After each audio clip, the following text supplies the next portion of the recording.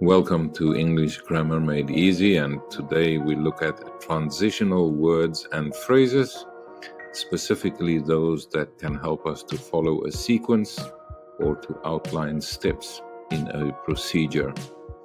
When we learn to speak, we are really young, and this means that talking finally comes to us quite naturally.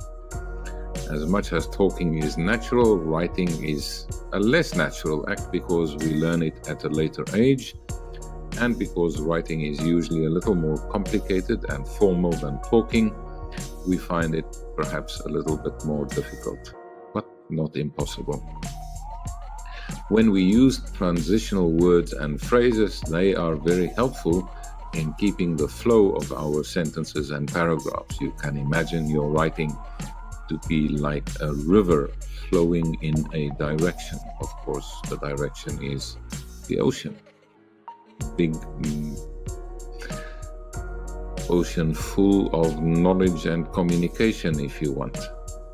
Now, our examples in this video today are for transitional words and phrases that are used to show sequence or to explain steps. In other videos, we will look at the purpose or different purposes for transitional words and phrases or different uses. And since I was hungry when I made this video, let us use a recipe as our example. Let's make a delicious spaghetti bolognese together.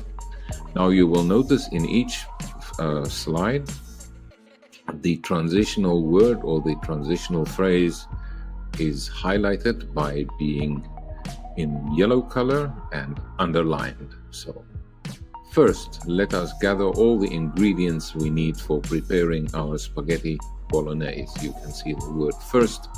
Today is, or here is, the transitional word. After, another transitional word. After gathering the ingredients, we will heat the olive oil in a frying pan.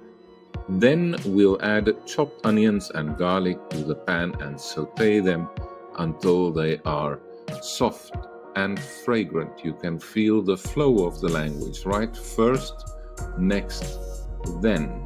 It's flowing like a river, I hope, in your imagination.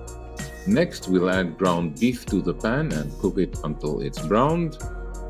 As soon as the beef is browned, we'll stir in diced tomatoes and tomato paste.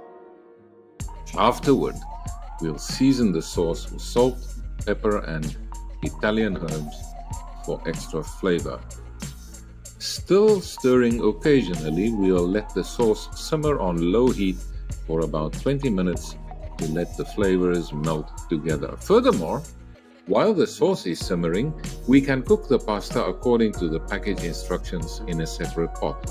After the pasta is cooked al dente, we'll drain it and return it to the pot. Next, we'll ladle the bolognese sauce all over the cooked pasta and toss it gently to coat. As soon as the pasta is evenly coated with the sauce, we can serve it hot. And finally, we can relax with a glass of red wine. I hope you could see how the transitional words in this example take us in the direction towards the end, which is indicated by the transitional word finally. These words and phrases are very useful for showing sequence or explaining steps. And the examples we use today are first, second, before, after, then, afterward, next, as soon as, still, furthermore, last, and finally. Try to use this in your writing and see how your writing improves.